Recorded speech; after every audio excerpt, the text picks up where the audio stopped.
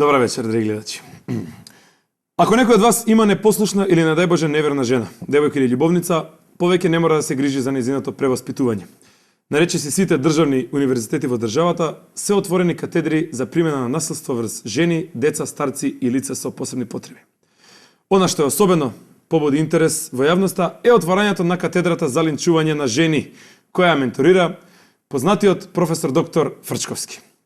Еве што вели нашиот професор.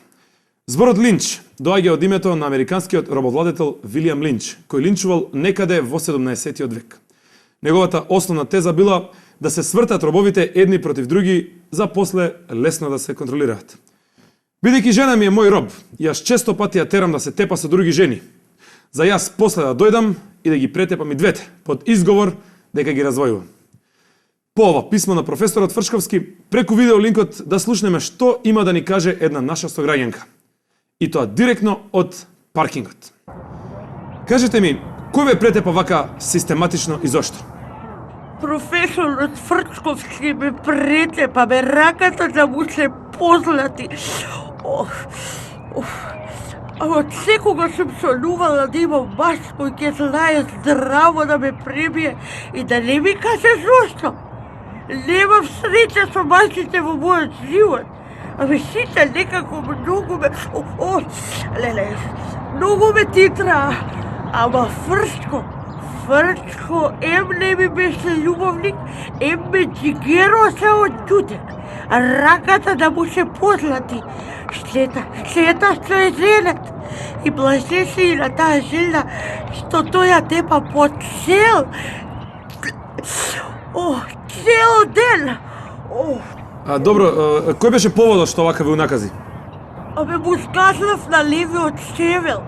Одма почна да ме тепа. Кога ме фати за коса, леле ме врза со браникот на неговиот джип и така ме влечеше по партизанска 1-2 километри. Абе ти не знаеш, ми беше поубаво од секс, разбираш? Ете, слушнавте. А сега, драги гледачи, одиме со изјавата на еден од најдобрите студенти на професорот Фрчковски.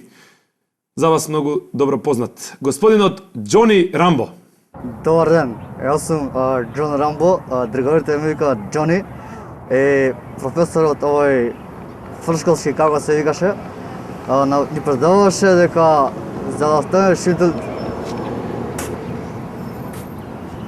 станеш интелектуалец, треба прво да истепаш, да искршиш на ќутек некоја жена и тоа му даѓа нешто како дипломска кај него. Ја например пријаски истепав една и толку го измерив личниот опис што професорот Татковски ја поголи по главата и вика браво Рамбо, ти се имаш школа, далеко ќе дотркаш. Ете, го слушнавте и мислењето на господинот Џони Рамбо, пред кого што се насмевнува светла еднина. Еве ти ги Машко моите бисерно бели заби. Што си таков бе како да си пушал петарда бе, како да си јадол камења? Абре палка за бейсбол јадов. Си преоѓам ја така на пешачки премин на партизанска, кога ете ти гледам еден голем джип и право на мене. Леле кој ме опна, абре газ прекугла бев, абре сулетал 50 метра. Застана джипов и од него излезе овај професоров Фрчко. Леле ифрит нервозен и ми вели: Нели гледаш кај одиш стоко една? Абре го гледам збунет и му веля: Ами како кај ода, јас су на пешачки. Леле Машко, абе само што му реков, ко отвори то багажникот, која извани палка на ко ми влезе, абре ме тепаше додека мрдав. Сакав да кажам, човекот не тепат само жени, све тепат. Добро, вие сте близок на владата, мислам, ќе преземе ли владата нешто во врска со ова? Ништо, што да превземам вака истепан. И освен тоа, ја од предходно су болен со 300 други болести и не су некој што е толку близок до владата, па да ја викнам државата на помош. Абре, јас су само владин експерт за здравство. Едино што имам корис, еве вака ако ми истепа, да можам да фатам некоја врска на максилофацијална, за да ме направат кој што требит. О, моите заби, обре фрчко оген да те изгорио. Ете, а сега предлагам да проследиме еден интимен разговор на едно интимно место меѓу двајца кои никогаш нема да станат интимни пријатели. Темава интересна за муабет.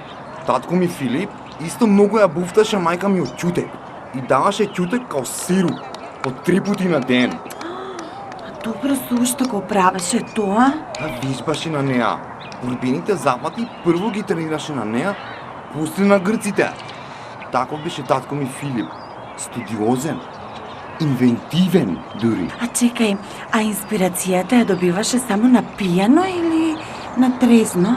Да, Што да? да. Што да?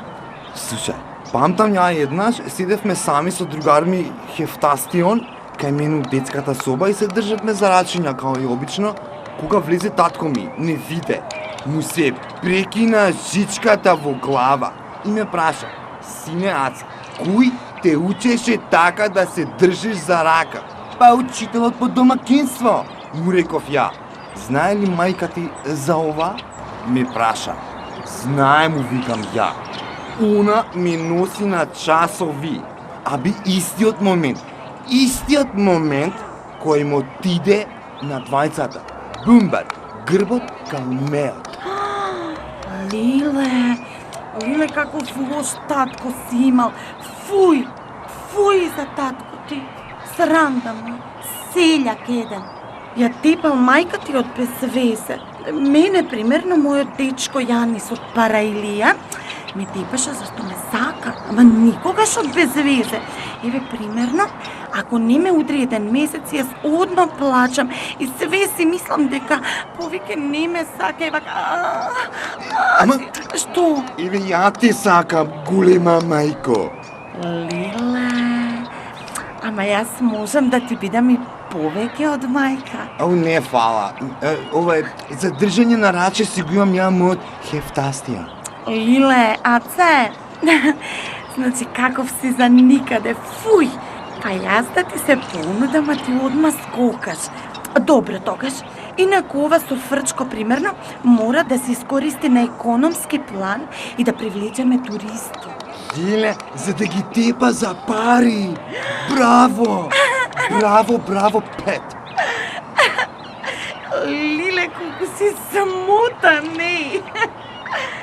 Му предложив на Груевски дека професорот може да го ставиме во стаклен кафес и да го истакнеме како последен примерок на Homo Tyrannosaurus balkanicus, како ендемичен вид кој ендемично живеел само на овие простори. Лиле, ќе го наполниме буџетот за 3 месеци, гарантирам.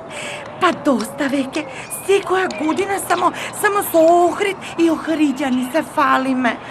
Фуј, па мора да изнајдеме нов начин за да привлечеме странски туристи. А ова со фрчка е супер. Сега уште само да го натерам да го истакнеме во стаклен кафес Ахмети. И тој тепа? Лиле, тоа ја представува следната фаза на Homo Tyrannosaurus balkanicus. И наместо бейсбол палка и бокс, примерно употребува огнено оружје и експлозив.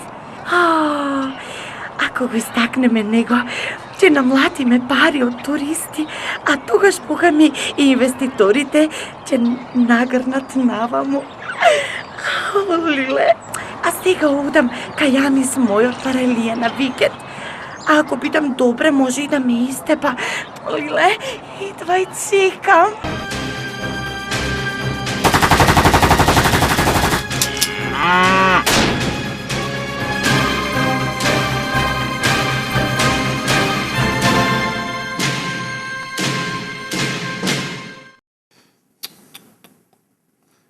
Драги мои, ова се вика конструктивен муавет. Ево го и нашиот итроман Пео, махер за земјоделски работи во владата и пошироко. Кажи, Пео, што има? Ортак, Да не имаш да ми позајмиш 100 евра, а? До петок ти ги враќам. Какви 100 евра со очи невидено 100 евра, што ќе ти се? Па за да го засадам гравот и после да го испрскам против паразити. Ние земјоделците знаеш какви сме. Види, Ортак, откако државата почна да не субвенционира, ни порасна апетитите и сега, нормално е да ви продадеме скапи земјоделски производи. Значи сепак имаш пари. Пеја, каков и траман си ти. Ја на шо ти личам, бе, на настради ноча? Бркај работа тама, ајде. Не, ти бркај работа. Ама откако ќе ми позајмиш 100 евра. Ортак, така е редот. Ние земјоделците сме кутри и сиромашни и сите треба да ни фрлате по некоја пара повеќе, за да ве нараниме, ме разбираш? Ајде, не се мајтапи со мене. Ептен ти е добар што сов, ајде. Ортак, јас не се мајтепам. Сакаш да ти го викнам Фрчко? Фрчко! Фрчко! Фрчко! Еве, сточе, еве. Еве, извини што почека малку. Дар да ги најдам. Фала, Ортак. Добар беше за муавет. Биди така. Млатам жени со боксирач, врескаат ко луди се корнат од плач. И наместо да градам пруга до Брчко, претепувам луѓе и дол ми е Фрчко. Абе, да не го виде негде и трпео, Само што го испратив, да не ти зајми и тебе 100 евра. Не, за работа го барам. За каква работа го бараш, бе, да не садиш и ти граф со него? Многу прашуваш, бе, копук. Изгледа не научи кој сум. Јас сум Кокале, Ѓурчин Кокале. Дај 50 склека. Одма! Ми треба, бе, да лобираме преку него. За Вардар да земе титула следната година во фудбалското првенство. Знаеш како идат тие работи. Мене ме притисна Шехтански како веде директор на Вардар, а него го притиснал Камчев, а Камчев кој го притиснал никој не знае.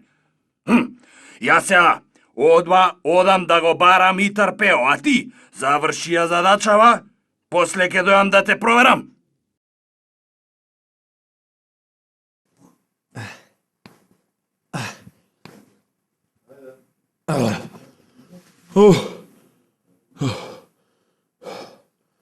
Режија, работи во овој судот за човекови права во Страсбур? Работи, ама како да не работи.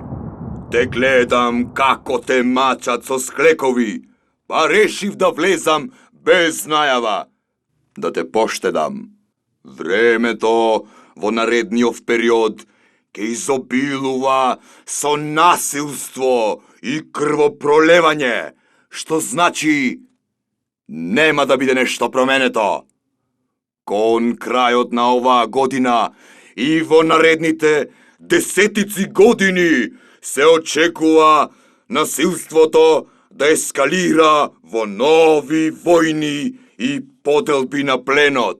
Затоа, ако не сте грабливци или фрчковци, подобро би било наредниот период да го прескокнете. Можете за промена да отидете на Антарктикот, да хибернирате и да чекате подобри времења. Јас сум Перун, вашиот временски пријател, Тетин и Вујко, Балдас, а вие го гледавте времето денес на телевизија. Пријатно и до гледање.